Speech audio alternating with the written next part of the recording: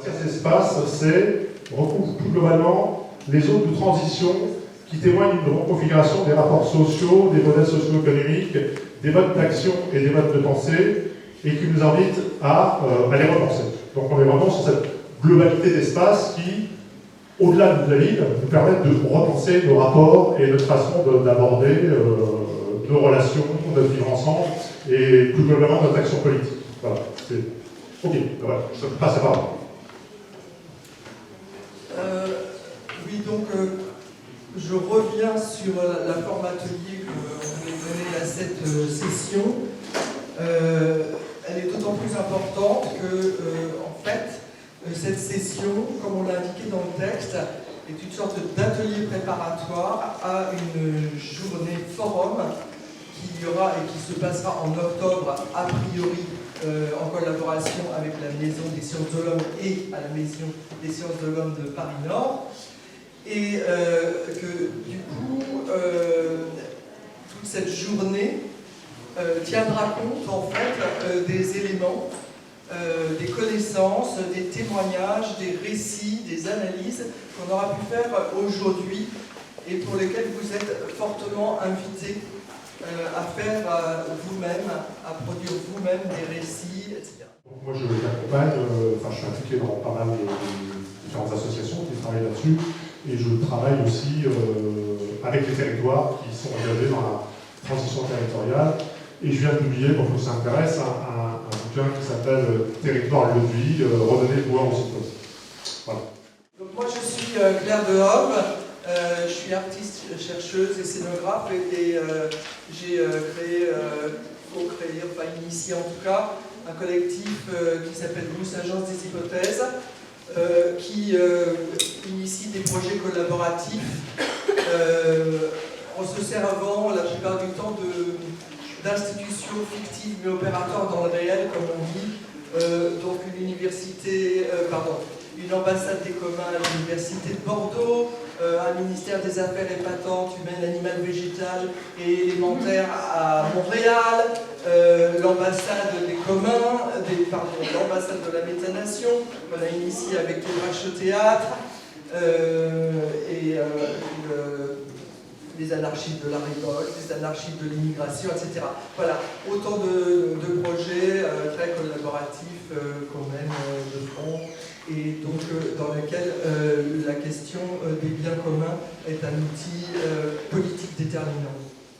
Je suis Sylvia Fredrickson, je suis designer.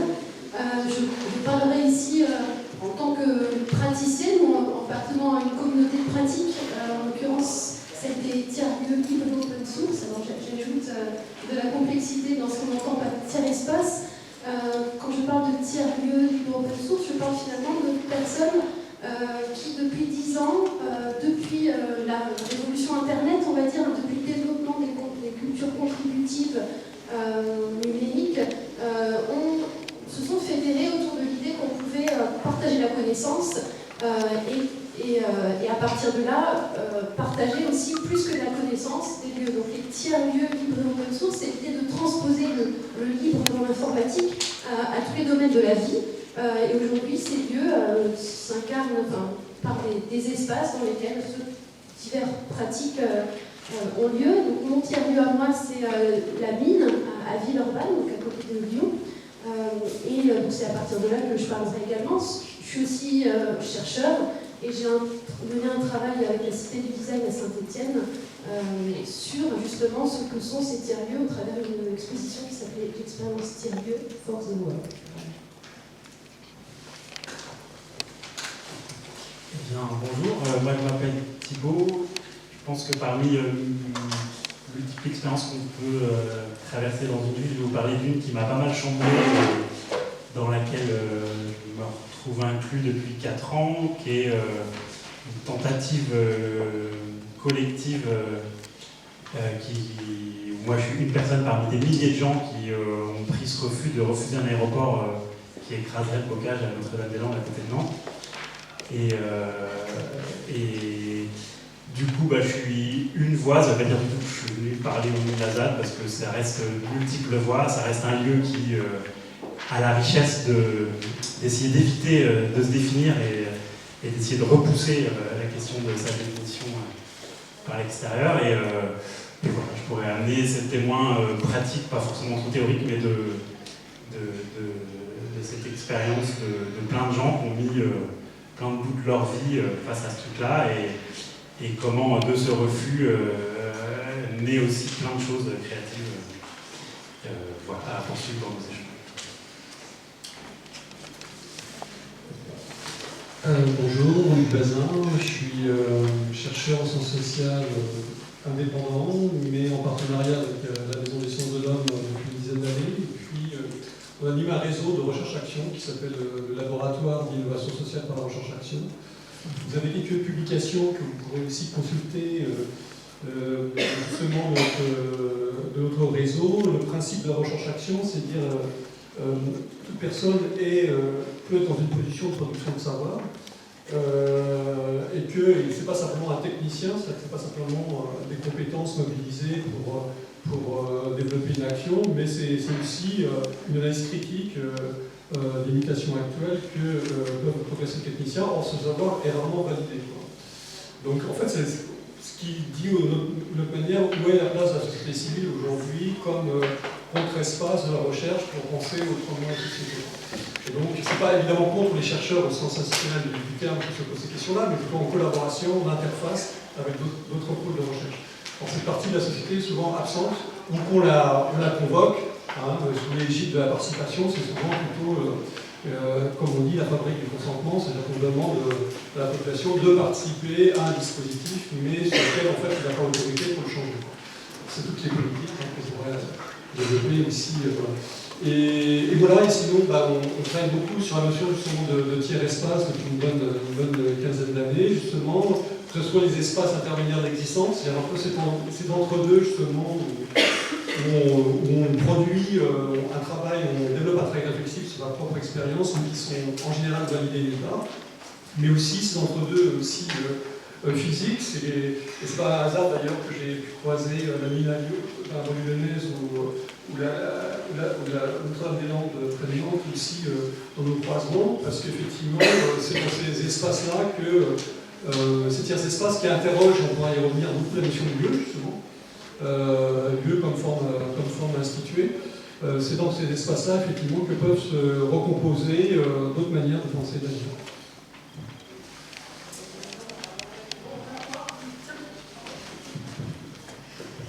Voilà, donc on vous propose la première question. Quel corpus théorique pour construire de nouveaux référentiels communs? La deuxième question sera comment faire de ces expériences des fers de lance de la transition vers d'autres formes socio-économiques. C'est peut-être justement là. Je sais, mais on essaie de structurer quelque chose. En troisième question, comment valider ces acquis d'expérience et cette production de savoir et en faire de véritables leviers de transformation. En quatrième question, comment ces référentiels peuvent investir le champ politique afin d'orienter les politiques publiques. La première question, c'est en fait quels mots on utilise pour qualifier nos pratiques. Voilà. Alors, vous savez, les mots sont chargés, sont connotés. Par exemple, aujourd'hui, la pensée, on va dire, néolibérale, l'idéologie néolibérale, s'insinue dans tous les interstices justement pour qualifier nos pratiques, par exemple. Alors, on va parler de concurrents. Le secteur de la recherche aujourd'hui, le directeur de CNRS parlait de darwinisme social. Ça veut dire qu'il faut mettre en concurrence les équipes de recherche, et c'est ça comme seul critère de validité. C'est une conception de la recherche et de la vie, bon, moi je ne partage pas, mais qui effectivement, après recherche-action, par exemple, plutôt s'inscrit dans une logique de coopération. Donc voilà, on utilise des mots, et on s'aperçoit qu'il y a beaucoup de mots, par exemple, du management qui viennent s'introduire dans la manière dont... Donc comment à la fois se défaire des mots, ou donner une définition à ces mots, nous permettre vraiment de qualifier nos pratiques, quels mots on utilise pour qualifier nos pratiques. Donc c'est ça le corpus, quels sont nos matériaux pour qualifier nos pratiques, sachant qu'on ne peut pas agir différemment si justement on ne change pas en même temps les cadres de pensée et réciproquement. Et en même temps, ça a aussi un autre impact, je pense, et là on rejoint aussi tout ce qui est l'épistémologie du Sud ou des formes de contre-espace, c'est-à-dire qu'il ne peut pas avoir de justice cognitive sans justice sociale. C'est-à-dire que Et là aussi, ça va dans les deux sens. Si on veut qu'effectivement, ceux qui sont au cœur de la transformation sociale, et qu'on retrouve justement dans ce tiers-espace, puissent être un levier de transformation, il faut qu'ils aussi ils soient reconnus dans leur capacité à produire du savoir et être validés dans cette production de savoir. Et donc ça veut dire qu'il faut aussi en même temps travailler sur la justice sociale. Quand on est confronté à la précarité, c'est très compliqué à un moment donné de dire écoute, prends une posture réflexive, voilà, et réfléchir sur des conditions de vie. Donc à un moment donné, il faut travailler sur les deux formes d'émancipation, le savoir et l'émancipation sociale. Et puis le troisième enjeu, après ça fera un peu nous dire si vous voyez d'autres enjeux derrière ça, c'est qu'on parle de référentiel, de produire un référentiel. Pour moi, c'est en critique par rapport à la notion de modèle. Le référentiel, c'est un cadre de pensée, comme la notion de tiers-espace, qui nous permet à un moment donné de décrypter la réalité, de créer ensuite nos propres dispositifs. Et on pourra peut-être poser la question et interroger justement les tiers-lieux, qui sont très vite devenus, et ça interroge aussi la dernière question dans les politiques publiques, devenu tout de suite un modèle, c'est-à-dire en fait une sorte de panacée qui viendrait résoudre tous les problèmes. Donc il suffit d'implanter par exemple des tiers-lieux sur les territoires, et puis du coup ça résout des problèmes de chômage, des problèmes de développement territorial, enfin, c'est super. Non, là on crée de nouveau une logique technicienne, ce qui a conduit les autres formes de professionnalisation, que ce soit les friches culturelles ou les autres formes interstitielles qui ont existé dans notre histoire, qui ont tout de suite effectivement se laisser enfermer, là c'est un débat qu'on peut avoir, hein, effectivement dans un modèle qui va servir des politiques de gentrification du territoire, et d'autres logiques qui n'ont pas été effectivement celles au départ des autres espaces. Donc à un moment donné, comment produire un référentiel, mais qui ne soit pas obligatoirement tout de suite un modèle préappliqué, mais plutôt un outil pour décrypter, avoir des analyses critiques de la réalité, et ensuite voir quels sont les dispositifs adaptés pour ça. Bon, voilà un peu les enjeux que je voulais dire à cette question. Les communs urbains, c'est des communs qui rentrent dans la grande famille des communs, dans laquelle on peut trouver les communs numériques, les communs naturels, le commun des savoirs, un ensemble de communs qui se complètent et qui s'entrecroisent. Alors, quelle définition on peut donner au commun urbain? J'ai découvert qu'il y avait un wiki des communs. Ça, je ne savais pas. Et dans ce wiki des communs, j'ai tiré une définition des communs urbains qui me paraît intéressante, qui pose bien le propos d'aujourd'hui. Un commun urbain est une ressource partagée en ville qui est gérée et préservée par une communauté d'habitants, habitant à proximité ou utilisant ces ressources. La particularité de ces communs est liée à la densité des interrelations au sein du milieu urbain, la diversité des communautés qui partagent des ressources et la complexité des infrastructures qui nécessitent de nouvelles formes de gouvernance. Donc, le terme gouvernance qui est posé par tout ça, et qui est une clé dans toute la problématique des communs.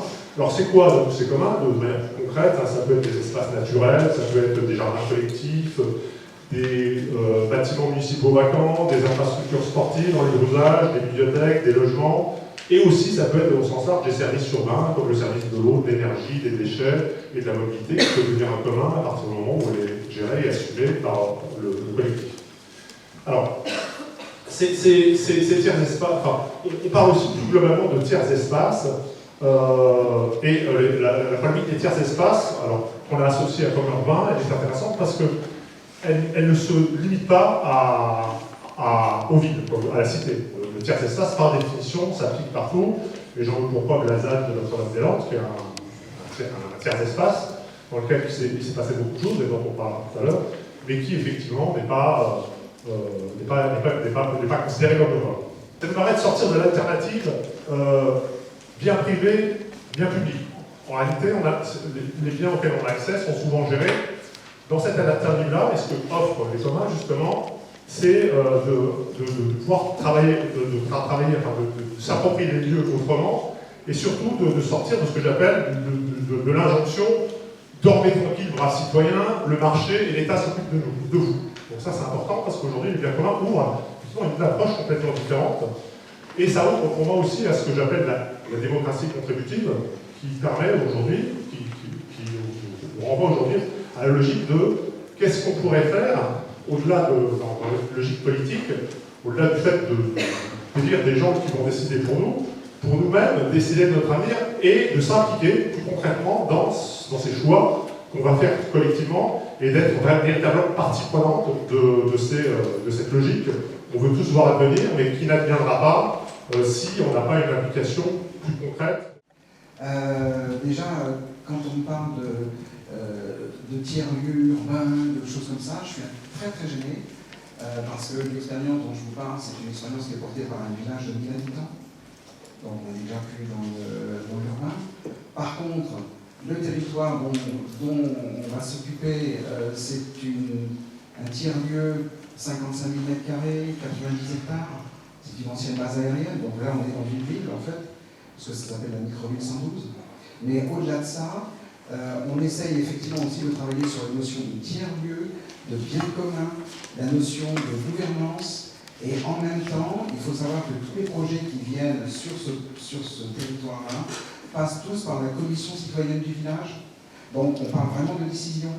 Le conseil municipal, mine de rien, et là, on n'est pas dans la théorie, on est dans la pratique, le fait que le conseil municipal dit oui, on va essayer de faire cette expérimentation-là, d'emblée, ils se sont mis 500 000 € par an sur la tête. Il faut savoir qu'un village, là, celui-là en l'occurrence, c'est 80 000 € à la fin de l'année seulement pour s'amuser.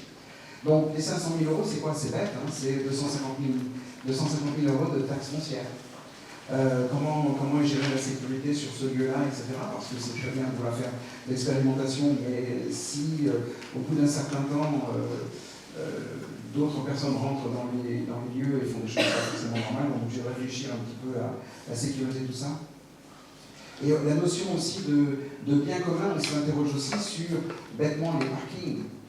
Il va y avoir 400 emplois, il va y avoir 400 habitants, 1500 personnes en formation sur la base, etc. Les terrains communs nous posent problème.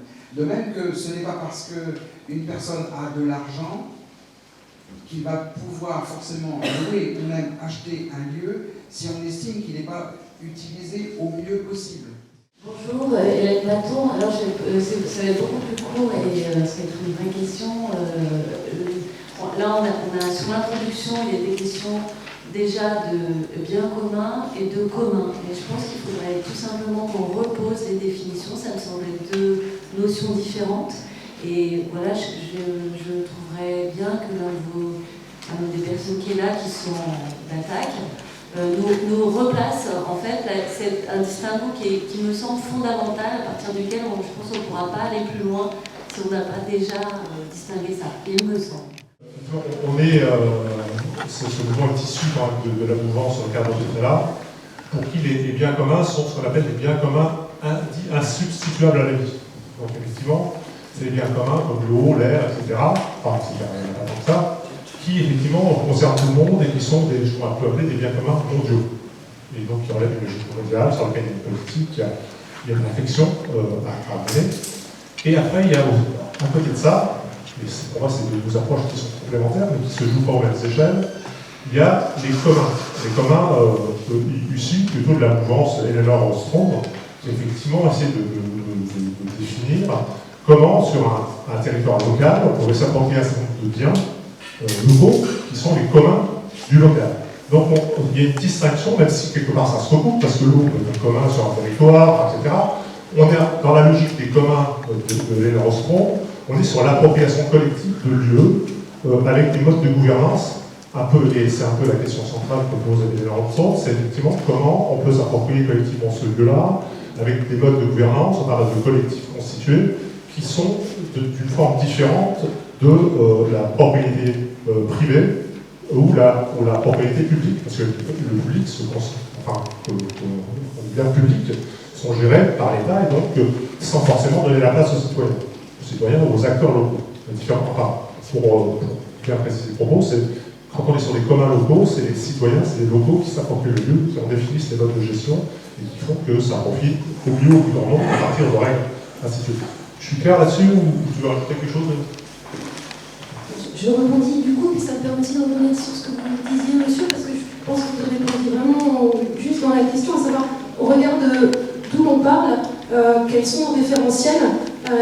Je retire de votre intervention deux mots, le mot lieu, qui pose problème, visiblement, et le mot commun qui pose problème aussi, donc ça se réfère à ce que tu disais sur la question de la définition.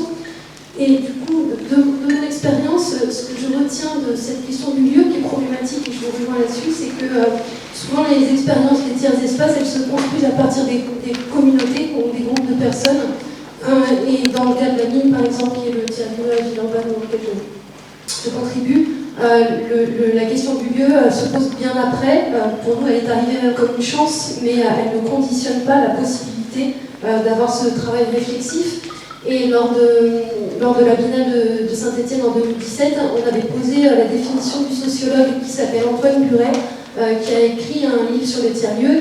Donc cette définition à lui, dans la perspective et la continuité d'Habermas, c'est de dire que le tiers-lieu, c'est une configuration sociale où des entités individuées se regroupent, donc les personnes se regroupent autour d'une intention commune. Voilà, donc il n'est pas question de lieu, la définition du tiers-lieu, c'est celle-ci, donc ça, je trouve que ça nous amène une brique de compréhension sur c'est quoi notre référentiel, et puis pour aller dans le sens de Madame aussi, quelle est la définition des biens communs des communs. Donc, la proposition qui est formulée ici, c'est que les biens communs seraient finalement des choses, des entités plus grandes que nous, sur lesquelles on n'a pas prise vraiment sur la gouvernance, alors que les communs, on aurait a priori prise sur la gouvernance par une communauté et des règles, ce qui différencierait les deux.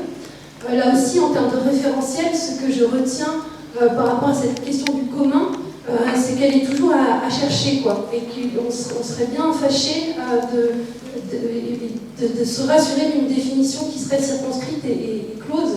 Et moi j'aime beaucoup ce que dit Lionel Morel, qui a sorti un article récemment, qui dit les communs sont une redécouverte inachevée. Et donc je trouve très intéressant comme dimension. Et notamment, au regard de ce que tu disais sur la définition des biens communs, ce qu'on se rend compte, c'est que finalement, on a eu ces dernières années des postures sur les communs, du patrimoine, qui nous font développer des logiques de l'ordre de la conservation, de la transmission, par exemple, de certaines formes d'idéologie. Mais quelque part, si tout s'effondre, que reste-t-il à transmettre ? Donc est-ce que les communs doivent toujours rester sur des logiques gestionnaires et de conservation, ou ne faut-il pas déplacer cette définition des communs sur la question de l'irréversibilité, comment on crée les conditions pour ne pas transmettre des communs négatifs, comme dirait Alexandre Monin, comme les centrales nucléaires, comment finalement on fait évoluer cette définition des communs à travers différentes acceptions, communs négatifs pour désigner ce dont on hérite et dont on ne veut plus prendre, on doit prendre en charge, mais qu'on ne veut pas faire perdurer, par exemple. Donc ça, c'est un exemple pour moi de réflexion qui nous font dire que cette définition des communs ostromienne, elle est encore à interroger, plus que jamais. Et ce que nous apprennent les communs dans nos espaces, c'est peut-être que ce sont des genres d'agir plus que des cadres théoriques fermés. Au risque de me répéter pour les personnes qui ont déjà assisté à d'autres sessions où la question historique des communs a été traitée, on se retrouve à une période, on a eu 1000 ans des biens communaux, ce qu'on appelait des biens communaux. Les biens communaux, ce sont des droits coutumiers non écrits qui ont permis à travers l'Occident et ailleurs à toutes les communautés paysannes finalement d'avoir un droit à la subsistance sans contrepartie financière. Choisir son bois dans la forêt avec l'accord du seigneur pour construire sa maison, le droit d'affouage, le bois de chauffe, le droit effectivement de prélever sur des restes de récolte de manière à ne pas mourir de faim. C'est comme ça que les communautés paysannes ont pu assurer leur propre autonomie par rapport aux pénuries, par rapport aux famines, par rapport à plein de phénomènes. Donc on a bien évidemment dans les communautés paysannes cette prédominance des biens communaux qui vont disparaître, qui ont hanté le Moyen-Âge, le bas Moyen-Âge, le haut Moyen-Âge, depuis que les Romains d'ailleurs avaient garanti justement les res communis, c'est-à-dire ce qui n'est pas appropriable par les humanités, les fleuves, les rivières, les forêts, les océans, etc. Et donc la disparition des fictions des biens communaux vont avoir deux raisons majeures, c'est-à-dire les enclosures, c'est-à-dire l'avènement de la propriété privée, sa prédominance à travers justement la pétulance du capitalisme, mais aussi l'ostracisation des biens communaux par les socialistes eux-mêmes. Il ne faut pas l'oublier, au nom du progrès, du productivisme et de la civilisation industrielle.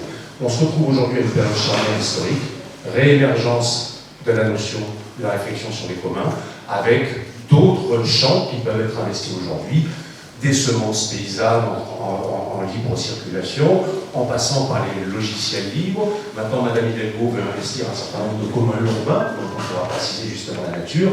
Il y a la question des tiers-lieux, des tiers-espaces. Il y a la question des droits de la nature, c'est-à-dire comment des forêts primaires aujourd'hui, pour être sanctuarisées, peuvent devenir des personnes morales, hein, des personnes physiques, comme c'est en Nouvelle-Zélande, en Colombie, au Pérou, etc., etc. On a un certain nombre de déclinaisons, mais, comme disait Jean Pascal, très justement, il n'existe pas de bien commun en soi, c'est-à-dire ce qui serait par exemple une ressource matérielle ou immatérielle, c'est toujours des formes de gestion collective basées sur deux principes rois, qui sont le principe de non-exclusivité et de non-rivalité. Voilà. Je trouve c'est intéressant quand tu dis que effectivement, le terme ressources est un peu ambigu et paradoxal. C'est la même chose pour les ressources humaines. On voit bien dans les entreprises les ressources humaines, on prend, on jette, et donc c'est un terme qu'on essaye de questionner. Et moi j'aime bien le terme de richesse. Richesse qui est réinterrogée, notamment avec toutes les réflexions sur les nouveaux indicateurs de richesse. C'est pas forcément les biens matériels, c'est pas forcément de l'argent, de la monnaie, seulement c'est trébuchante. Et surtout dans les réflexions sur les nouveaux indicateurs de richesse qui sont développés dans beaucoup de territoires et qui sont expérimentés, c'est aussi de se dire qu'est-ce qui compte et qu'est-ce qui compte pour les habitants, c'est-à-dire qu'est-ce qui fait richesse pour les uns et les autres. Et du coup, qu'est-ce qui compte, qu'est-ce qui fait sens, qu'est-ce qui fait richesse pour les uns et pour les autres. Ça amène aussi à ne pas forcément avoir un modèle unique, mais un cadre dans lequel on peut développer des projets différents selon les territoires ruraux, les territoires urbains. Peut-être que ce qui compte, c'est pas la même chose, ce qui fait sens, c'est pas pareil. Et du coup, je trouve que c'est intéressant, si on reste dans la première question que vous posez sur un cadre un peu théorique ou de référentiel, c'est-à-dire que effectivement, un commun, c'est un objet, une chose, c'est une approche, c'est plutôt un cadre de pensée dans lequel on peut, selon les territoires et avec les gens, imaginer ensuite des choses. Ça veut dire quoi? Enfin, il y a des choses intéressantes qui se passent aujourd'hui pour la loi PAC qui permettent d'ouvrir ces questions en termes sur les champs de responsabilité de l'entreprise et qui peut donner un peu d'espoir sur la façon dont ça va se déployer. Mais le modèle économique actuel, il est tellement prégnant que c'est... voilà, je ne vois pas comment, sur le court terme, on puisse évoluer. Par contre, moi, ce que je constate quand même, c'est qu'il y a ces questions de la valeur énergie, enfin, tout ce qui se trame autour de la loi PAC, ça questionne les entreprises et ça fait un peu évoluer les... Amener aussi la dimension du tiers, je pense qu'elle est indissociable de la notion du commun, qui peut se décliner de différentes façons, comme étant tiers-lieu ou tiers-espace, mais que je trouve intéressante. Le tiers, déjà, c'est ce qui permet d'amener de la complexité par rapport à une logique binaire de position. Enfin, vous êtes dedans ou dehors, vous êtes tout ou rien, comme ça, une phrase célèbre. Et donc, comment en fait créer ce tiers, que ce soit dans le milieu d'entreprise ou en dehors de l'entreprise, c'est-à-dire cet espace qui, à un moment donné, amène de la complexité où effectivement on n'est pas assujetti à une logique binaire. Le tiers, c'est aussi une autre manière de faire levier, c'est aussi une autre manière d'introduire justement ceux qui n'ont pas droit à la parole, hein, c'est le tiers état de la population, c'est-à-dire ceux qui ne font pas partie de la classe dirigeante, quelle place ils ont dans les formes justement d'organisation sociale. Et on le voit bien dans les formes éruptives qui a lieu actuellement depuis 1 an et demi dans les mouvements sociaux et l'occupation qui a eu lieu par exemple au niveau des ronds-points. Ce tiers, il est rejailli d'une autre manière, c'est-à-dire qu'il est exclu, il se réapproprie effectivement un tiers-espace pour introduire cette complexité en disant effectivement on n'est pas uniquement dans des logiques de subordination par rapport à une logique économique, voilà. Mais l'économie, on est au service de notre qualité de vie, de notre développement collectif, mais et pas le contraire. Et donc, à un moment donné, comment faire jaillir ce tiers aussi au cœur d'entreprise, au cœur de l'institution. C'est là où aussi il y a un rapport de force qui se négocie ou pas. On a la possibilité, effectivement, d'ouvrir ces espaces de réflexivité, qui sont à la fois des espaces d'analyse additionnelle, qui sont aussi des formes de métier, mais qui n'est pas obligatoirement rattachées à des formes d'employabilité, c'est-à-dire pas des formes effectivement qui sont productives. Voilà. Pour prendre un exemple, hors milieu entreprise, nous on travaille avec, par exemple, des récupérateurs vendeurs de rue, donc des gens qui récupèrent donc, des matériaux qui sont utilisés pour leur rendre seconde vie et les revendre dans l'espace public. Ce n'est pas des marchés sauvages, c'est souvent des marchés très bien organisés. Donc c'est un métier, c'est une économie, mais qui ne rentre pas dans la case d'employabilité. C'est des gens qui ne veulent pas rentrer dans une forme de subordination avec un patron, etc. Et pourtant, ils génèrent bien une économie, quoi. Et donc, à un moment donné, c'est comment faire reconnaître ce tiers secteur de l'économie, qui n'est pas non plus celui du tiers secteur de l'économie sociale et solidaire, qui pour ma part est très vite, enfin qui est rentré dans la logique finalement entrepreneuriale classique, quoi. Mais comment effectivement ce tiers secteur économique, c'est ce qu'on appelait au Xe siècle l'associationnisme, c'est-à-dire en fait quelle est la place de la société là aussi dans la forme économique dont elle a été exclue, quoi. Comment elle peut se réapproprier cette forme-là. Donc il y a vraiment cette dimension du tiers, comment elle peut se négocier à différentes formes. En dehors, à l'intérieur de l'institution, ou du monde d'entreprise, ou en dehors. À l'intérieur, Est-ce qu'on peut dire est-ce qu'on peut dire qu'on est passé à la deuxième question? Comment faire de ces expériences des fers de lance de la transition vers d'autres formes socio-économiques? La question toute simple, est-ce que, vous avez parlé des communs au Moyen-Âge, est-ce qu'on pourrait associer à ces droits qui existaient liés au droit d'aller glaner dans les champs, d'aller ramasser après les marchés, etc. Je pense au film d'Agnès Varda, Les glaneurs et les glaneuses, et ce droit existe toujours. Est-ce que ça fait partie des communs? Bonjour, Justine Loiseau, doctorante en sciences des organisations. Alors, je reviens exactement sur la question du corpus théorique, puisque vous avez parlé à la fois de management, de gestion, d'urbanisme. Et donc, la question qui se pose quand on commence à faire un peu de la recherche sur les communs, c'est dans quelle discipline est-ce qu'on doit s'ancrer? Est-ce qu'il n'y a pas un problème disciplinaire, du coup, sur la question des communs?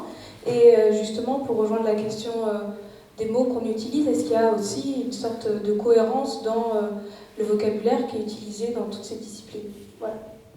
Est-ce que justement le commun peut introduire d'autres formes qui n'est pas justement liées aux disciplines, mais qui va récupérer peut-être des éléments des disciplines, des champs, sur la sociologie, l'économie, dans toutes les formes de sciences humaines et sociales, évidemment il y a des choses à récupérer, mais qui sortent aussi des disciplines pour être franchement justement indisciplinées, quoi. Ça va effectivement créer une savoir qui soit créer notre propre zone d'autonomie de la pensée et de l'action. Et ça c'est vraiment l'enjeu. Juste comme on a créé une association avec Hugues qui s'appelait Rue Marchande et qu'on a fait un film qui s'appelle Raconte-moi ta rue Marchande à propos des bifins et notamment de l'organisation des marchés et des carrés bifins. Et sur cette question, c'est extrêmement intéressant. Justement, comment ce qu'on considérait d'ailleurs, il y avait une espèce de renversement qui se faisait en disant tous ces gens récupérateurs, vendeurs qui sont à la fin de la chaîne de la production économique habituelle puisqu'ils récupèrent les déchets des déchets des déchets pour les transformer ou les revendre quelquefois tels quels, nous on considérait qu'ils étaient à l'avant-garde d'un processus de recyclage, à l'avant-garde de quelque chose qui n'était pas encore nommé, et qui était en train de s'inventer et qui produisait de fait de l'espace collectif et de l'espace collaboratif. Voilà, donc c'est ce que je voulais dire. C'est comme ça qu'on a bien travaillé sur une notion qui s'appelle l'économie populaire, qui est peu développée en France, mais plutôt en Amérique latine, et justement qui est une forme indisciplinée, c'est-à-dire qu'effectivement qui échappe à la forme simplement à la discipline économique, sociologique, etc., et qui permet de les interroger justement de l'extérieur. Là, on va vous passer un petit film qui s'appelle Zone de gratuité, que WUS Agence des Hypothèses a réalisé à partir de quelques expériences, quelques espaces investis, mais qui donnent, c'est pareil, là, on va vous passer deux films, ce sont un peu des respirations, d'une part, à la discussion, et puis des supports de réaction, parce que vous verrez, Zone de gratuité couvre. La notion de gratuité, d'ailleurs, en elle-même, est à discuter par rapport à la problématique des biens communs, pour commencer, et ensuite, parce que ce petit film de 10 minutes traverse un certain nombre d'expériences qui renvoient à des lieux non institutionnalisés ou institutionnalisés ou semi-institutionnalisés industrialisés ou sauvages, etc. Voilà, ce dont on peut parler. Voilà.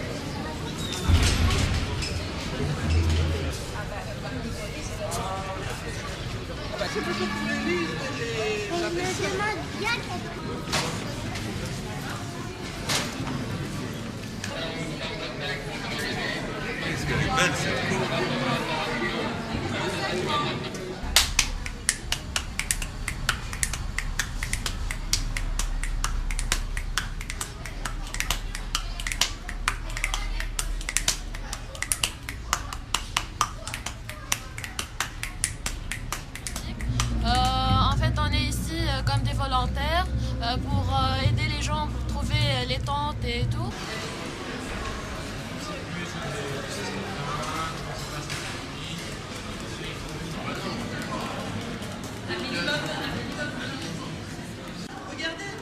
Regardez, il y en a un là.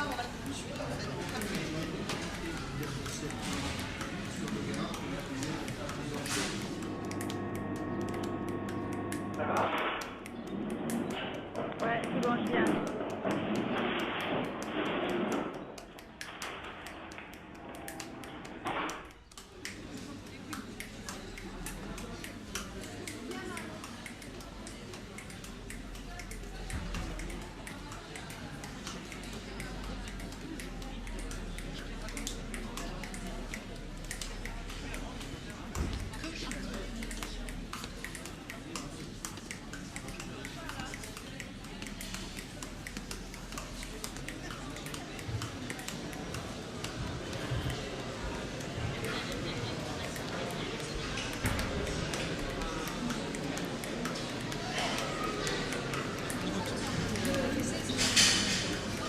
merde, attends, j'ai tourné et viré. Il bombait sur un chemin côtier. À fond la gomme. Corporatism as described by the variety of interests. In other words, the social, cultural conceptions they repeatedly institute. These models are often denigrated. What art means, the sisältö, the inside of art. Sorry, it's so confusing for me, really. So if you allow me, I would shift a little bit to the really women's issue. The idea of the racist, nationalist Turkish state. What is the role of liberal state-sponsored feminism in reinscribing and enforcing this violence?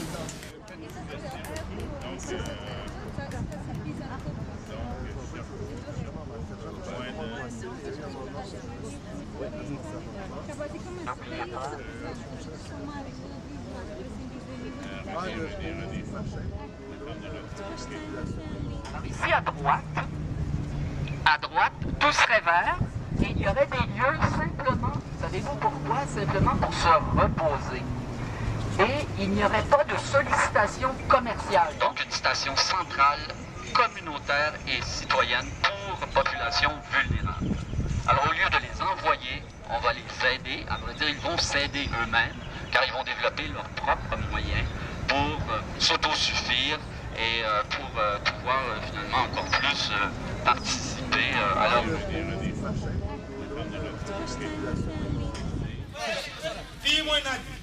waaw ñi nga xamante ni aussi ñooñu dañoo xaw a réer ñu yóbbu leen fan. ci digg bi fii. fii mooy digg bi. te ñoom bu ñu paree mën nañoo ñëw wax seen xalaat ci mbir mi. est-ce que d'accord ngeen loolu yéen. d'accord ngeen waxtaan seen xalaat. am na maanaa. ba mu jeex. waaw lu xewati. il faut signer. signer quoi. d'accord. est-ce que waa gox bi nangu nañ pour ñëw wax seen xalaat. ah loolu de waaw loolu la.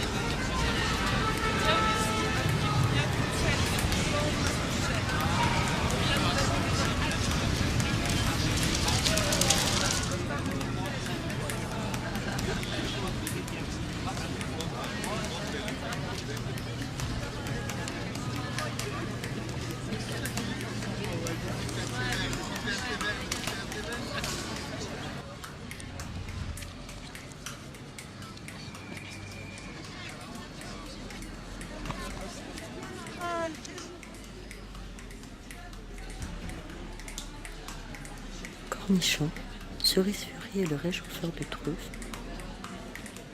Mon nul feu préféré. Réponse chez votre éditeur. Amérino, aimes-tu toujours le lever du soleil? Mec, mon cam, c'est pas un cafard. Faudra pour ton darmac, grossi peu, ta ma frise.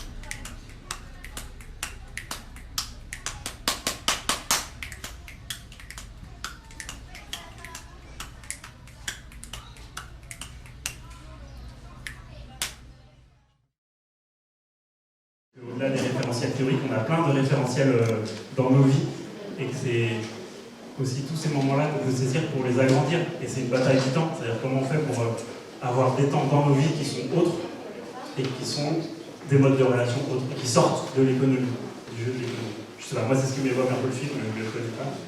Comment faire des expériences et fer de lance de la transition vers d'autres formes socio-économiques. Il me semble que ce que tu adresses aussi à travers ton intervention, Thibaut, c'est l'idée que il y a un certain nombre de choses qui ne sont pas prises en compte dans notre économie, d'autres critères, c'est ce que tu disais Hugues aussi tout à l'heure. Et moi, ça me renvoie à la question de comment on arrive à faire loi ou à faire droit avec ça. Parce que dans la question des communs, il y a aussi la question de la création institutionnelle et la question de la reconnaissance des droits.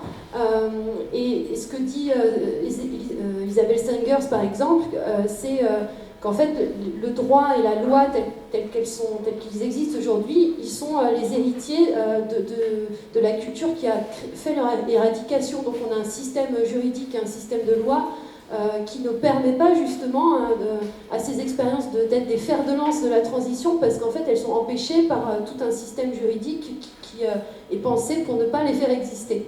Et du coup, ça pose pour moi aussi dans cette question-là, donc la question des échelles, la question des formes institutionnelles, des partenariats publics, communs, que tu as un petit peu interrogé déjà, Hugues, et puis donc cette question du droit finalement, et du faisceau de droit aussi qu'on est possible de mettre en place à travers chaque expérience de commun.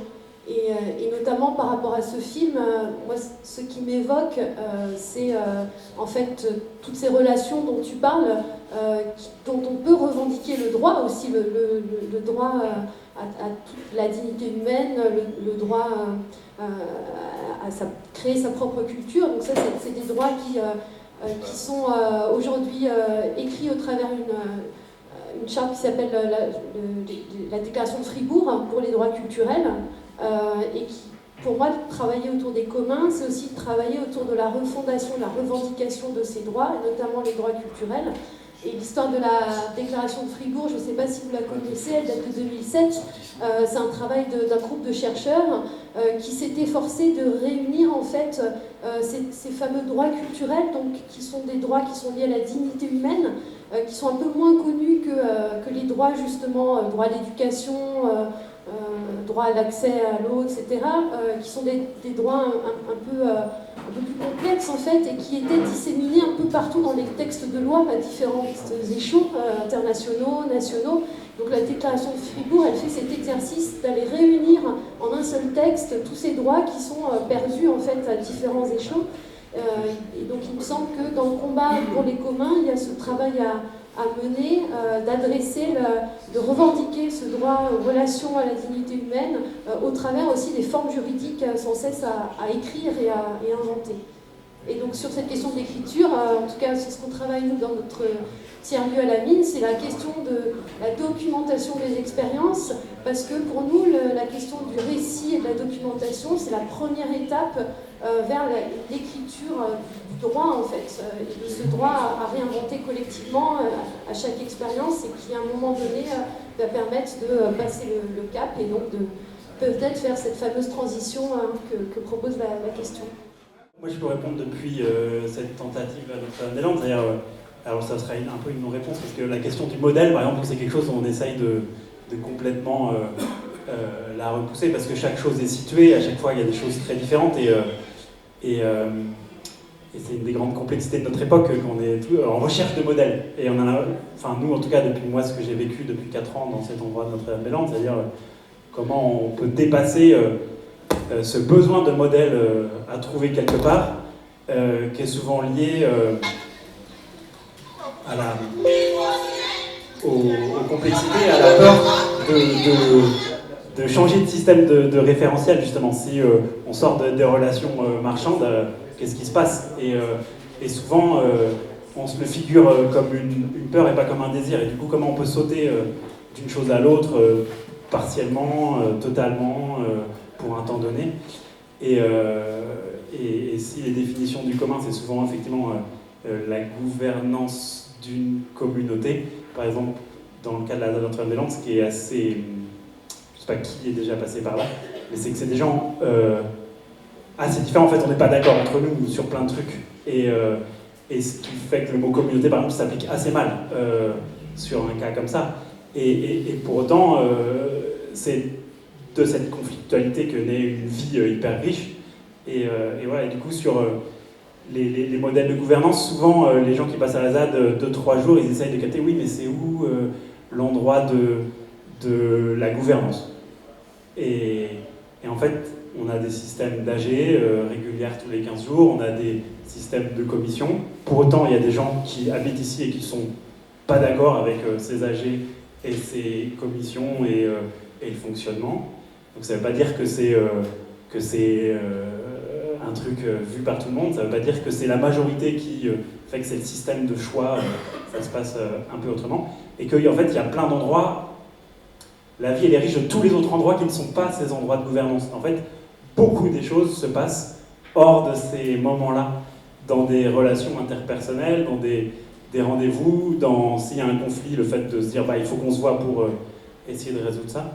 Et du coup, on va dire qu'on est actif, hein, là c'est la chance, en tout cas dans cet endroit-là, tout d'un coup, pendant de 2012 à 2018, il y a eu une espèce de parenthèse pirate par rapport à ce que tu disais de comment le droit impose des règles du jeu et comment l'économie est toujours celle qui a le dernier mot d'ordre. Hein. Vous voyez, l'OMC a imposé que les questions économiques vont toujours par exemple dépasser les questions écologiques. Et comment pendant 4 ans cet endroit-là a pu expérimenter de mettre ça. Alors voilà, c'est la zone de non-droit.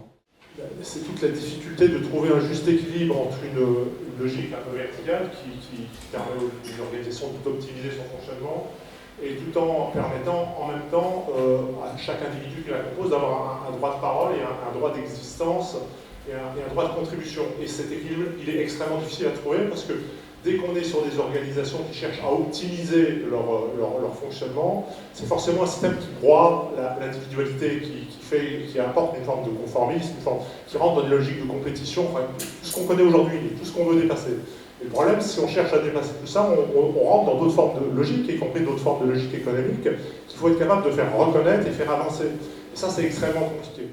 Nous, on a récupéré ce lieu, on a récupéré, entre guillemets, via un budget participatif, afin qu'il ne parte pas dans le privé et que ce soit un lieu justement qui soit géré économiquement comme on le connaît. On l'a récupéré parce qu'on est un collectif associatif, on est une quarantaine d'associations et on œuvre sur le territoire avec des habitants, etc. Mais on a une réalité de terrain, c'est-à-dire qu'il va falloir chauffer ce lieu, il va falloir avoir des personnes qui le gardent, etc. Donc on a une réalité économique, on est dans un vrai lieu réel, avec des murs, avec des toilettes, avec un accueil, etc. Donc on a besoin d'avoir un modèle de gouvernance qui permet au lieu de payer les gens qui vont pouvoir y contribuer, avec tout le bénévolat bien sûr, mais pas que, parce que... Voilà. Intéressez-vous, peut-être vous trouverez des éléments de réponse concrets avec le modèle italien des biens communs, parce que là, du coup, c'est la mise à disposition à Naples, à Bologne, un peu partout, à Rome, etc. C'est l'État qui donne des bâtiments vacants. Hein? Oui. Mais il faudrait voir un peu ce que font nos amis italiens là-bas. C'est-à-dire parce que je sais que l'État, non seulement il garantit l'entretien et les frais courants, hein, l'électricité, les fluides, etc., ils ne se contentent pas de donner un bâtiment qui va ensuite être non géré, etc. Nous, on est confrontés simplement à vouloir faire une expérimentation, et ça me fait penser à ce que tu as dit derrière.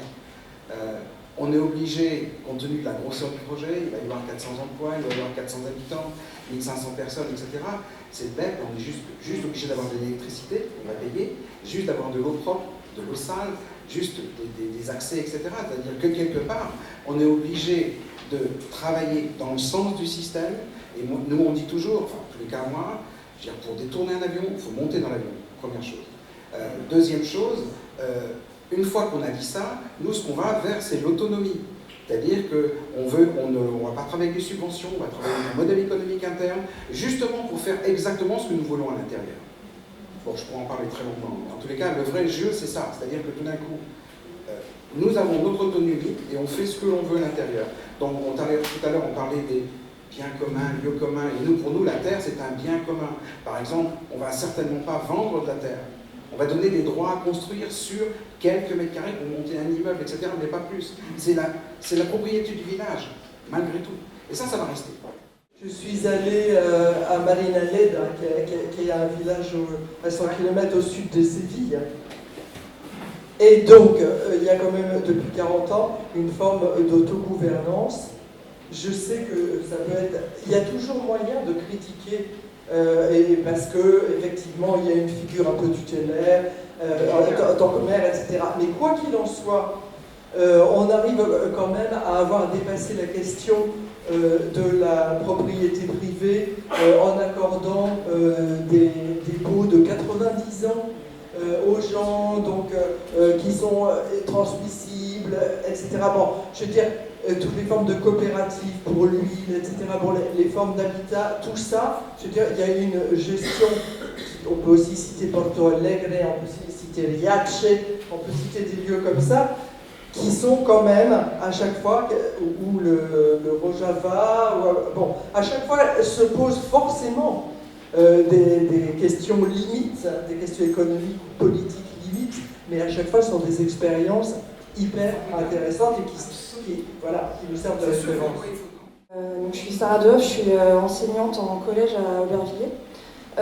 Je voulais juste, sur la question de la gouvernance, nous on travaille aussi beaucoup là-dessus avec les enfants évidemment, sur ce que c'est qu'un groupe, ce que c'est qu'un espace de classe, ce que c'est qu'une relation entre eux et avec nous. Dans les expériences qui sont menées et qui sont issues de la pédagogie institutionnelle, de la psychothérapie institutionnelle ou de la méthode Freinet, en fait, l'essentiel surtout, c'est justement les institutions de discussion. Donc chez nous, ça s'appelle les conseils d'élèves, tout simplement. Une des choses les plus importantes, c'est que ce soit très régulier, donc une fois par semaine, dans l'idéal, voire même tous les jours en réalité, dans l'idéal. Dans le primaire, ils arrivent à faire ça. Chaque fin de journée, il y a un conseil d'élèves. Et en fait, à partir de là, donc, les dispositifs sont vraiment hyper simples. Il y a juste un tour de parole, un animateur, c'est une AG en gros, un animateur ou une animatrice de ce conseil d'élèves, voilà, une personne qui prend le tour de parole, et puis quelqu'un qui fait un petit compte rendu de ça à la fin. Et en fait, à partir de là, justement, il n'y a pas de modèle, et j'aime beaucoup l'idée du référentiel, il n'y a pas du tout de modèle de ce qui va s'y passer, parce que tout part des besoins. Nous, notre souhait, c'est que le lieu, il soit ouvert à tous les habitants, il va être géré par des femmes en réinsertion, avec des centres d'hébergement d'urgence, etc.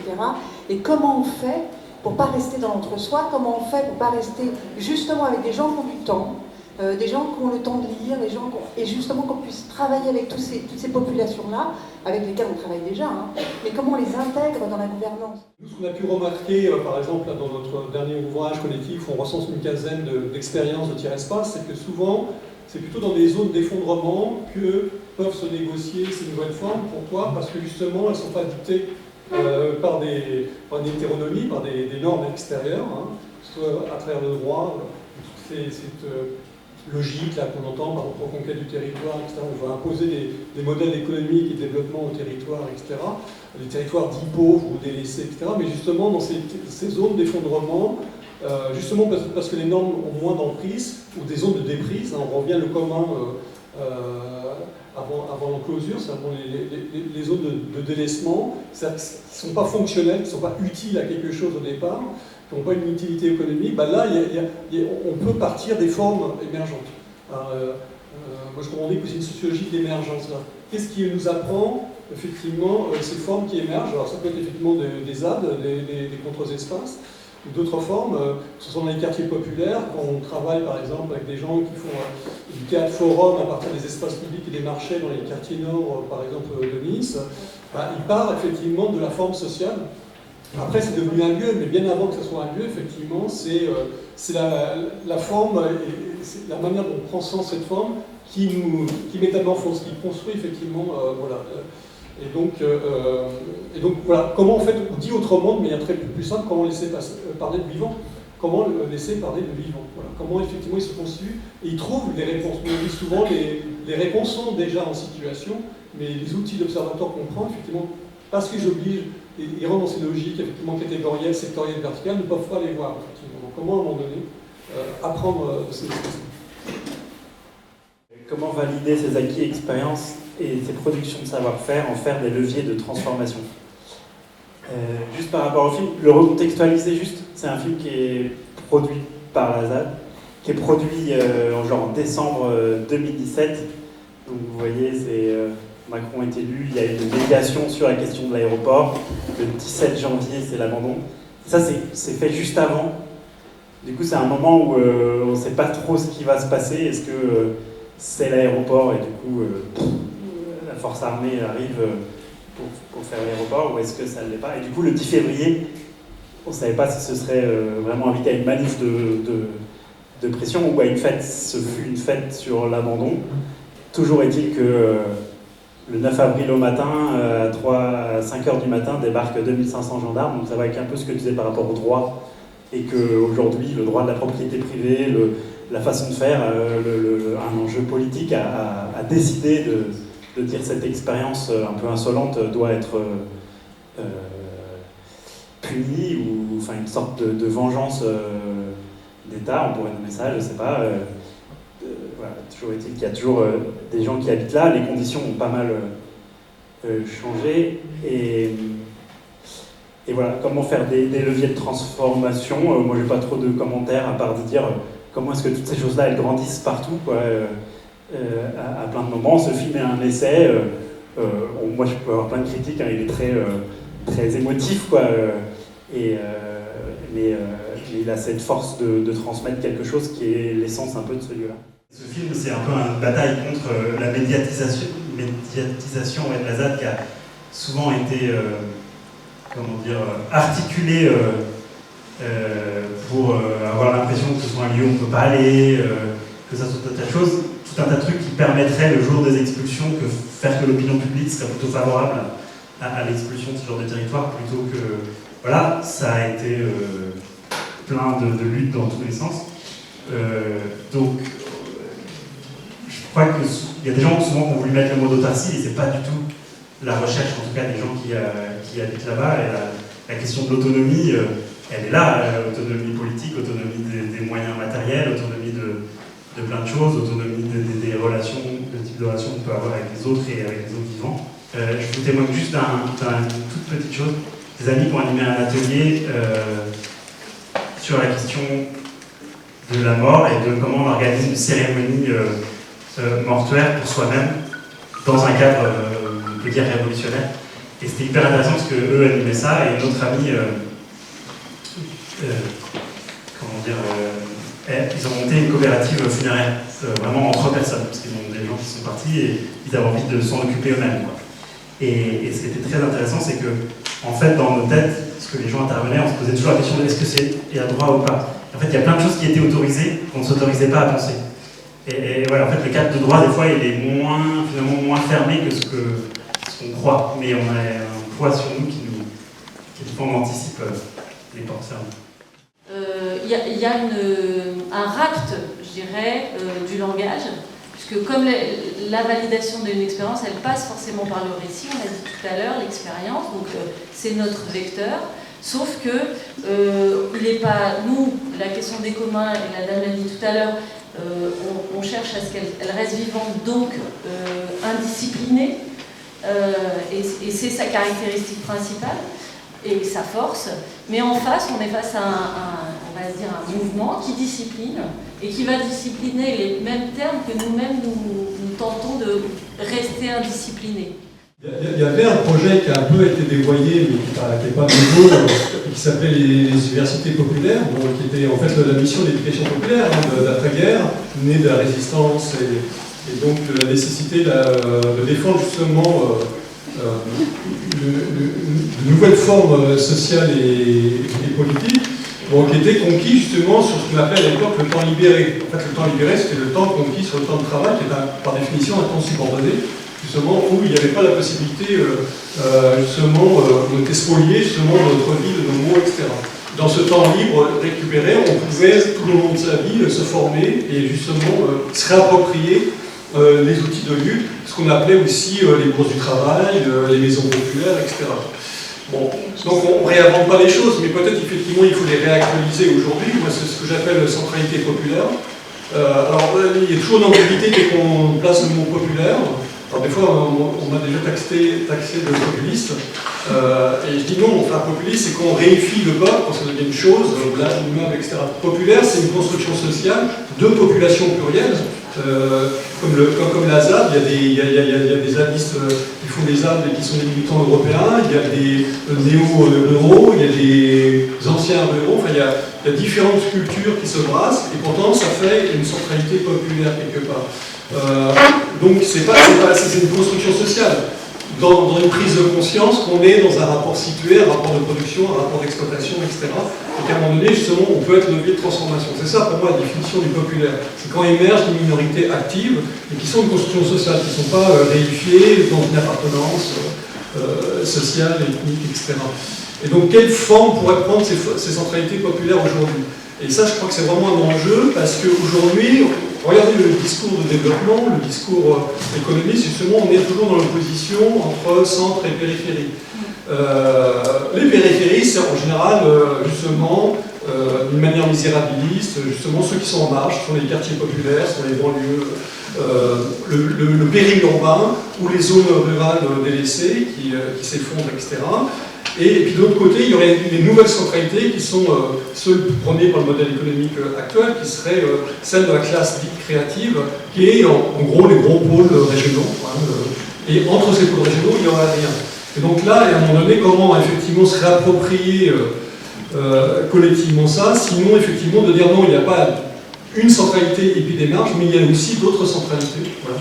Qui étaient à notre époque aussi le mouvement ouvrier, donc qui étaient aussi des centralités populaires, où à la fois il y avait des luttes dans le cadre du travail, mais aussi dans le cadre de l'habitat, qui étaient aussi, les quartiers populaires étaient d'une certaine manière beaucoup plus autonomes aujourd'hui. Il y avait aussi une création culturelle et artistique, qui témoignait de ces formes populaires. Donc ça formait un tout, c'est ça une centralité populaire, ce qui a un sens. Il n'y a pas d'un côté l'économie, de l'autre côté le social, de l'autre côté du culturel, etc. Donc là, je pense qu'il y a d'autres formes qui sont en train d'émerger, et donc il faut arriver à dresser une nouvelle cartographie sociale, qui n'est pas effectivement celle qu'on nous présente officiellement, qui montre en marge et centralité.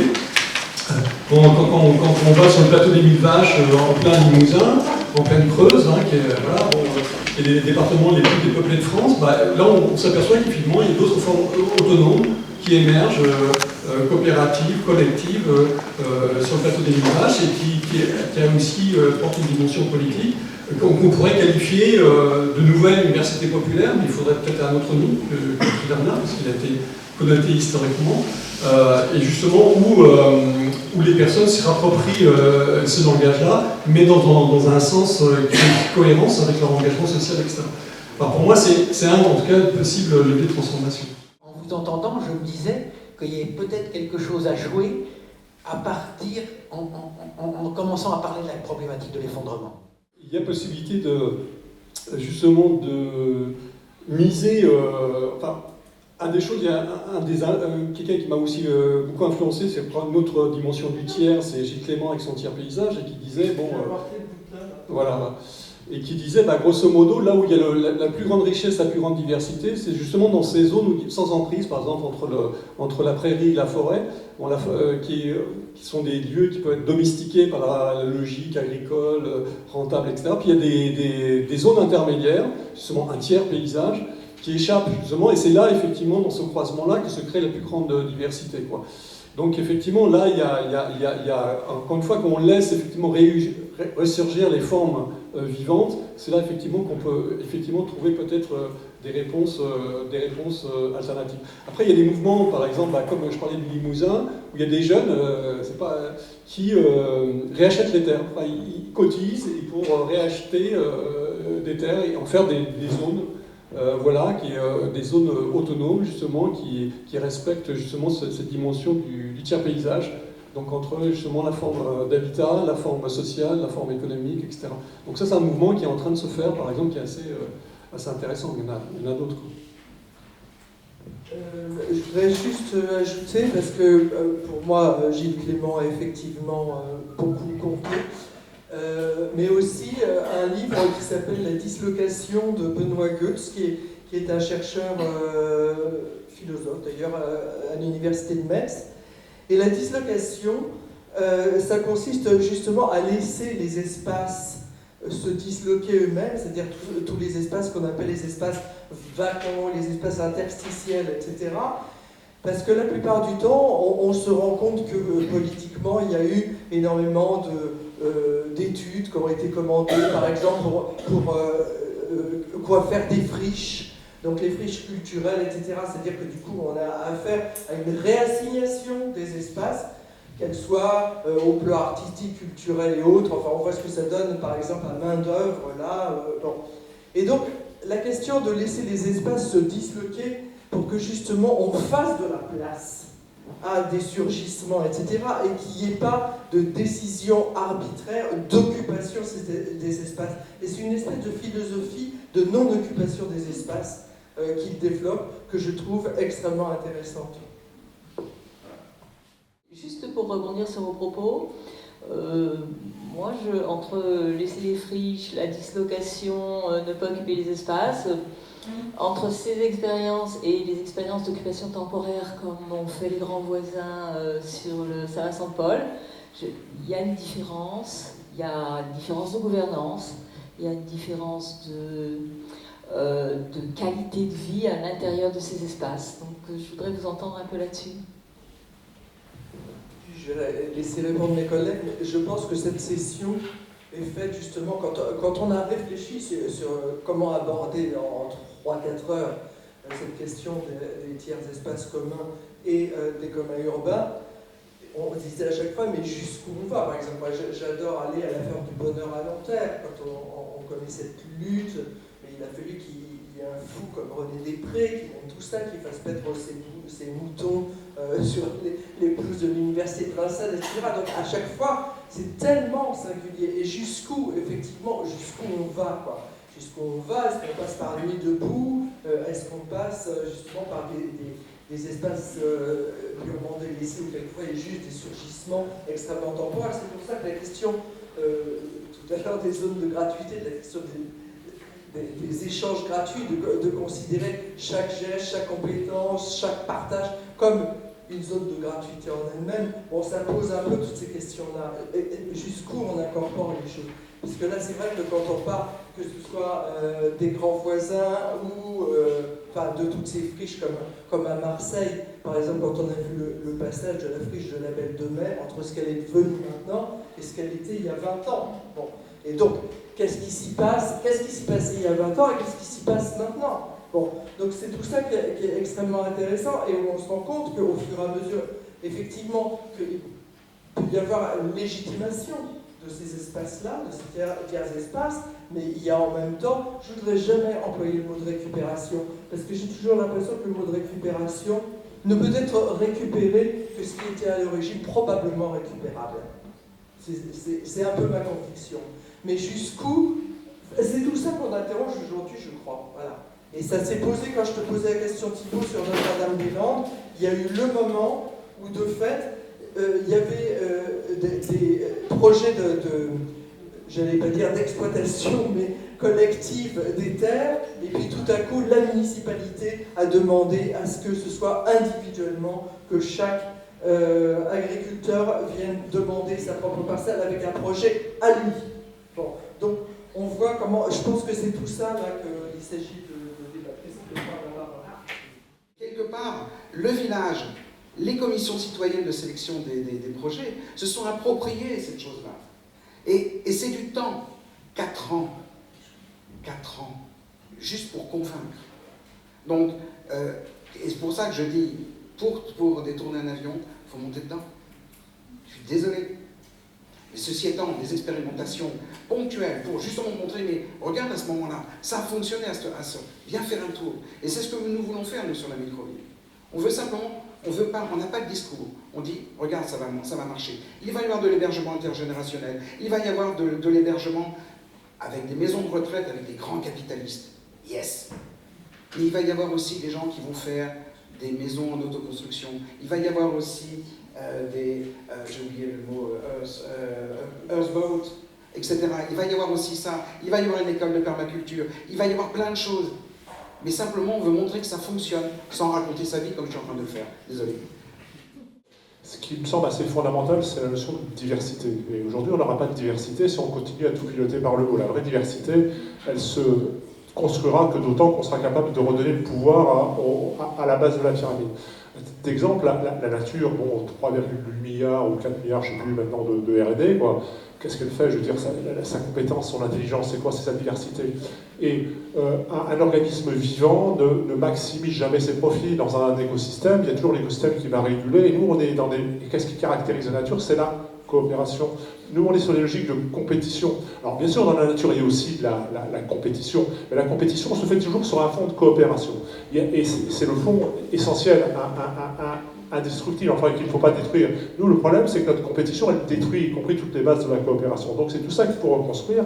Et une des clés, justement, c'est de recultiver cette diversité, parce qu'on n'a jamais été aussi intelligent collectivement. C'est hallucinant, tous les moyens qu'on a. On ne se parle plus. La question du lien, créer un peu le lien avec des gens qui ne s'étaient jamais parlé, entre acteurs qui ne s'étaient jamais parlé, c'est hallucinant les réservoirs de richesse qu'on peut avoir. Donc effectivement, toute cette diversité potentielle qui existe, à partir du moment où on s'est cassé ces logiques un petit peu trop verticales qui ont tendance à stériliser les choses et surtout stériliser les initiatives, ça donne tout ça, quoi. Donc effectivement, et je m'aperçois que dans la logique des communs, c'est justement une logique qui permet, qui n'est pas construite sur un pouvoir centralisé, qui redonne effectivement au maximum le pouvoir aux acteurs de ces systèmes, et du coup elles sont de ce fait riches, diversifiées, elles acceptent l'altérité, enfin, etc., tout ce vers quoi il faut aller aujourd'hui.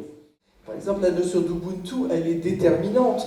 Elle a été promue par Nelson Mandela, etc. Elle vient plutôt d'Afrique du Sud, mais elle essaime beaucoup.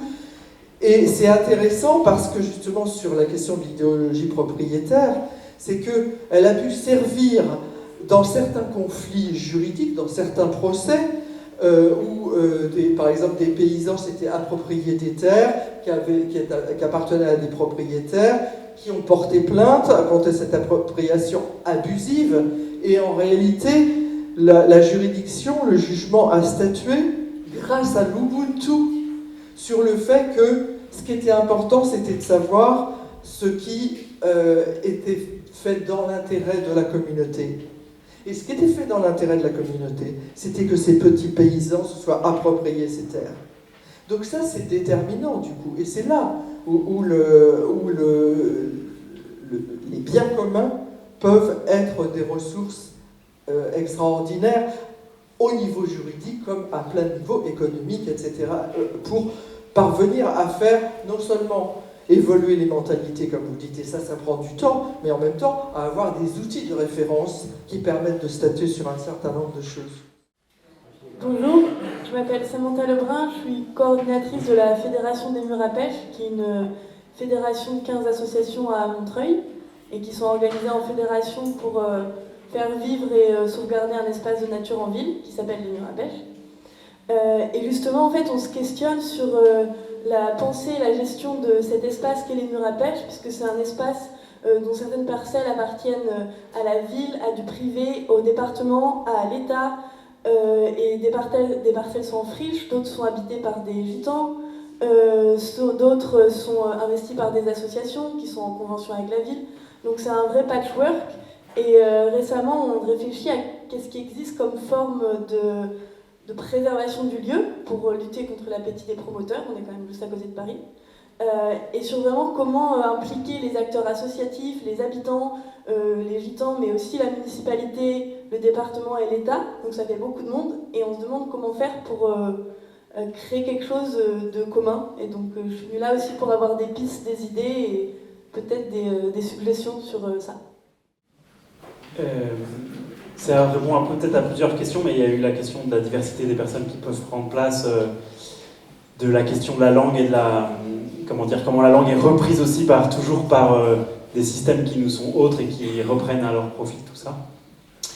Une des expériences que j'ai eues, moi, c'est à la Ferme du Bonheur, effectivement, c'est de me retrouver un dimanche, là, il y a une dizaine d'années, où c'est sur le Pré, donc c'est au-dessus de l'autoroute de la 14, et en fait, globalement, tout de suite, je suis pris dans le truc, et on me dit, bah, tu peux prendre une pince pour débroussailler, c'est le taf qu'on est en train de faire, mais tu peux aussi aller t'allonger sur le matelas et faire une sieste.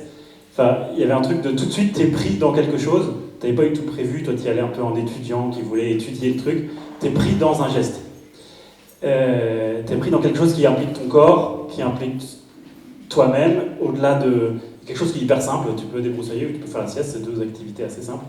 T'es pas jugé si tu choisis l'un ou l'autre, si tu fais les deux. Et je pense qu'on a besoin toujours de trouver des modus operandi comme ça qui font des choses. Et bon, je connais un peu les Mirapech, j'ai pas de réponse à ça, mais en tout cas, une des expériences de la ZAD, c'est que souvent il y a eu des mises en marche collectives où, dans un contexte de lutte et d'urgence de plein de choses et tout, qui crée cette tension de vie, hein, toujours d'essayer de l'avant, mais où tout d'un coup, les choses s'articulent de façon horizontale, assez magiquement, enfin, c'est pas le bon mot, mais où chacun trouve une place, quoi. Parce qu'il faut bien faire à bouffer, il faut bien faire un fly pour inviter les gens, il faut, tout d'un coup, il y a 10 000 personnes qui vont se retrouver, enfin, tout un tas d'actions qui font qu'on a besoin de gestes, au-delà des questions plus théoriques qu'on débat ici. Et c'est super important de trouver des formes comme ça de gestes collectifs, de choses qu'il faut qu'on a besoin d'aller ensemble. Et il y avait un autre truc qui a été dit avec les enfants là sur ce truc-là. Ce qui est assez fort, je trouve, et un territoire des Mirapech, c'est peut-être ça, c'est comment, c'est pas une réponse, mais mélanger le régulier, le coutumier, qui fait qu'au fur et à mesure on s'acculture les uns les autres, parce qu'en fait ça prend du temps. Et c'est pas parce qu'on est acculturé que d'ailleurs on va être d'accord, ou qu'il n'y a pas de nouveaux gens qui peuvent rentrer dans la danse, ou que ça demande pas tout le temps ce travail d'échange et de pédagogie, et que en fait valider des acquis, est-ce qu'il y a vraiment des acquis, ou est-ce qu'on est toujours sur un truc un peu instable, si on veut rester ouvert. Et ce truc voilà, de gestes, c'est-à-dire se retrouver le corps pris dans des gestes qui font qu'on est dans une action et qu'on le fait collectivement, et qui fait que la question des discours ou la question des mots, de comment ils sont réappropriés, le réel le dépasse, quoi. Et au-delà du question du droit du sol, parce que souvent on se réfère à comment le droit peut traiter toutes les choses, souvent en fait les choses sont aussi politiques, même si on est souvent dépossédé de ça, elles sont politiques, et j'imagine que dans le cas des Mirapech, il y a à un moment donné des décisions politiques qui tranchent. Est-ce qu'on ouvre à l'urbanisation dans le plan local d'urbanisme, est-ce qu'on n'ouvre pas?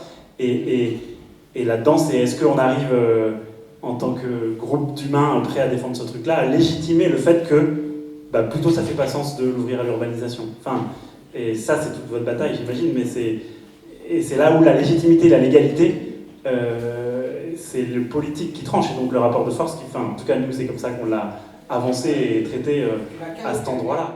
Nous, on travaille en partenariat avec la Maison des Sciences Paris-Nord, qui est donc, comme son nom l'indique, sur le territoire nord de Paris, à Saint-Denis, avec aussi une autre structure qui est juste en face, qui s'appelle le Campus Condorcet, qui est un pôle européen de recherche en sciences sociales. Et donc nous, on va expérimenter on travaille déjà sur le territoire, je parlais des récupérateurs vendeurs de rue, etc., avec une association, je ne sais pas si c'est parti Baptiste, mais qui a montré ses talents de technicien tout à l'heure vidéo, parce je crois qu'il travaille aussi dans le milieu du théâtre comme régisseur, mais qui est par ailleurs aussi chercheur, et qui développe un pôle qui s'appelle aussi recherche-création. Et donc l'idée, c'est de créer ce qui est aussi une réponse aussi à la question 4, c'est comment créer sur le territoire un espace permanent d'accueil inconditionnel, d'expérimentation. Alors bon, là c'est sur le territoire nord de Paris, mais évidemment ça peut imaginer dans n'importe quel endroit. Parce qu'aujourd'hui, pour qu'il y ait là on ouvre par exemple ce soir un espace, mais il va se refermer par définition dans quelques minutes. Et après, comment on fait? Voilà. Bon, il n'y a pas d'espace où justement ce genre de questions, ou de manière très ponctuelle, puisse résonner, et où vous pouvez, vous, en tant qu'acteur ou chercheur, mobiliser des compétences, des ressources pour justement développer ce questionnement. Enfin, toutes les 4 questions qu'on a proposées, qui peuvent être autant de chantiers, d'axes de travail sur toute l'année. Et donc, c'est très difficile pour des structures, pour des gens de la société civile, de mobiliser tout un programme de recherche. Il faut monter un consortium avec des labos universitaires, c'est très lourd, très institutionnel, très vertical, enfin, comme on sait faire en France. Voilà. Et donc, à un moment donné, qu'est-ce qui se passe justement quand on ouvre un espace sur le territoire d'accueil, voilà, de dire, voilà, ça reprend une des expérimentations aussi qu'on a mis dans notre dossier, qui s'appelle la chimère citoyenne à Grenoble et qui se définissent comme un accueil inconditionnel sans projet. Donc ça va contrairement à toute la logique qu'on nous enseigne, c'est-à-dire qu'il faut être dans une logique d'appel à projet, gestionnaire de projet, etc. Bah non, on peut être un espace d'accueil, donner une question, une problématique, etc. Donc ça c'est une des réponses possibles pour la suite concrète, c'est-à-dire à un moment donné se retrouver dans un espace de manière régulière. Enfin, nous il n'y a pas de problème pour vous accueillir, pour à un moment donné faire justement émerger, rendre visible cette nouvelle cartographie territoriale dont on parlait, et qui permettrait donc d'approfondir les 4 questions qu'on a posées ce soir et qu'on n'a pas eu le temps, enfin qu'on a fait qu'effleurer, voilà, et qui pourraient ensuite être mis en visibilité pour ce forum en octobre à la Maison des Sciences de l'Homme. Donc ça, c'est un axe possible. Beaucoup des personnes qui sont dans la salle sont en attente de réponses, ou en tout cas témoignent de situations d'urgence par rapport à leur vécu. Et à défaut d'avoir des modèles, comme on disait, on a des moyens de partager des expériences. Et tu as parlé du wiki des communs en introduction. Voilà, c'est une des manières de partager cette connaissance. Et moi, je voulais faire valoir qu'il y avait en fait beaucoup d'outils déjà de partage de ces récits et de ces expériences et de ces mécanismes politiques qu'on souhaite activer. Et dans le même esprit, j'imagine qu'il y a un travail à mener ensemble sur la manière dont on partage cette connaissance et qu'on en fait un commun en soi, et un levier. Développe juste un petit peu sur les communs. Ok, alors du coup il y a en effet beaucoup d'acteurs qui sont engagés sur la question des communs informationnels depuis 10 ans. Il y a plusieurs structures, dont une structure qui s'appelle Remix the Commons, qui est un collectif interculturel qui travaille sur la documentation des expériences politiques autour des communs. Donc ça c'est une base de connaissances ouverte que vous pouvez retrouver en ligne et à laquelle vous pouvez contribuer aussi. L'intérêt de ce site, c'est notamment qu'il est vraiment, qu'il témoigne d'expériences en Europe, en Amérique du Sud, et donc il ouvre bien les horizons en ce qui concerne les questions de droit notamment. Il y a toute une partie qui s'appelle l'Atlas des chartes des communs urbains. Donc là, ça nous concerne directement. C'est une liste d'expériences et de mécanismes qui permettent de protéger ou de faire perdurer des communs en travaillant aussi par des systèmes de hack, de contournement. Je pense que ça, c'est vraiment, ça fait partie de notre répertoire aussi. Et donc voilà, ça c'est une ressource. Vous avez d'autres collectifs Savoir commun qui travaillent plutôt sur les communs de la connaissance. Tout travail du collectif francophone des communs porté par VECAM qui mobilise aussi un certain nombre de répertoires d'actions, notamment sur les assemblées des communs et les chambres des communs, qui sont des mécanismes à l'échelle locale, qui sont très documentés. Donc vous avez un wiki des assemblées francophones des communs. Chaque ville peut s'en saisir pour raconter son expérience. Et puis peut-être, si je fais référence aux personnes qui sont dans la salle aussi, vous avez la COP des communs qui documente un travail sur les plateformes notamment. Je raconte mal, je vois Nicole qui me fait la tête. Mais il y a plein de collectifs qui font ce travail-là. Et peut-être, puisque je suis dans ces questions de documentation, annoncer aussi une expérience qu'on a menée dans le tiers-lieu dont je vous ai parlé tout à l'heure, la mine, avec ce collectif. On a la mine qui s'écrit M-Y-N-E. Alors, je reviens peut-être sur ce que tu as dit, qui m'a beaucoup plu, je pense qu'il est très juste en termes de conclusion, c'est qu'il n'y a pas de transformation cognitive sans transformation sociale. Et ça, je pense que c'est hyper important. Et en tout cas, c'est la règle du jeu qu'on s'est donnée dans notre tiers-espace à Villeurbanne. Et en fait, on part de situations très précaires, mais on essaie de travailler à partir de cette précarité.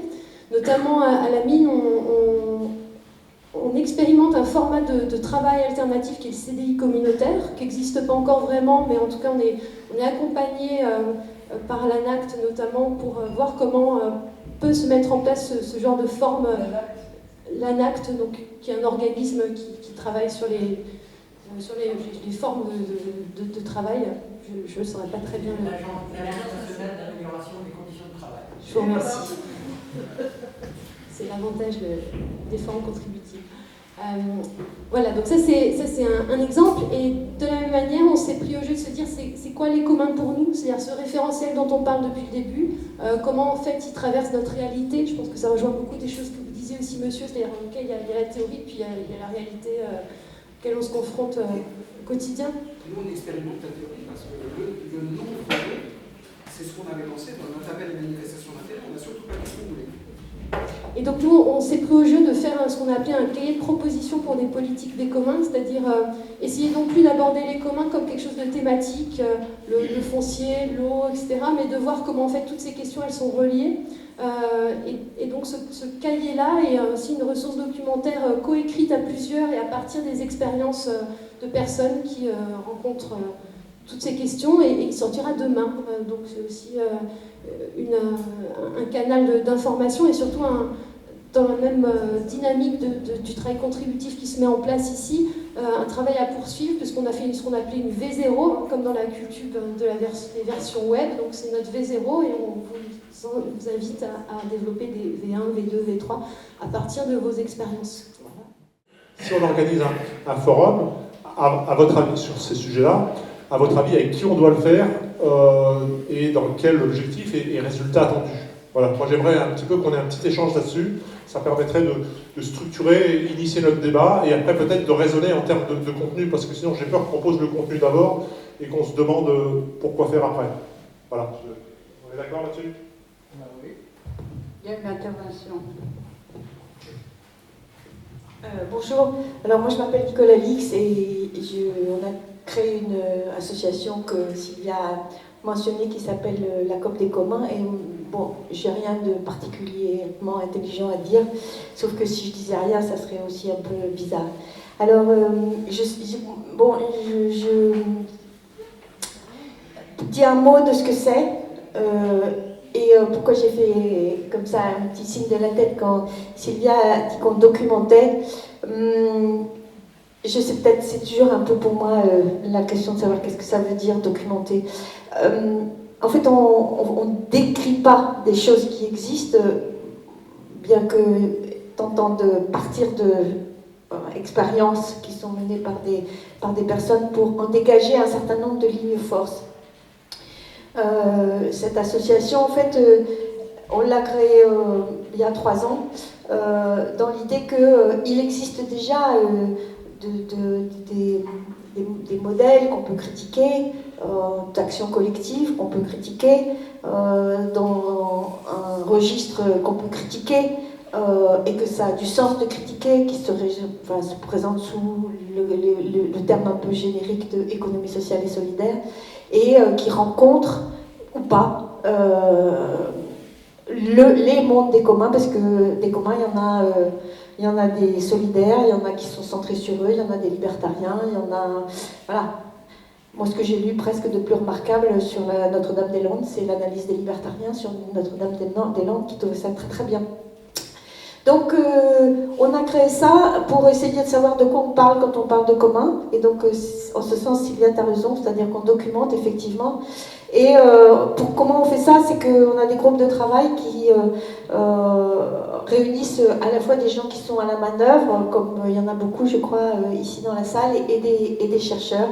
Et aussi, comme ma voisine, là, il y a pas mal de gens qui sont étudiants et qui demandent que à regarder des cas concrets. Et donc, on fait ça très modestement, mais un peu résolument.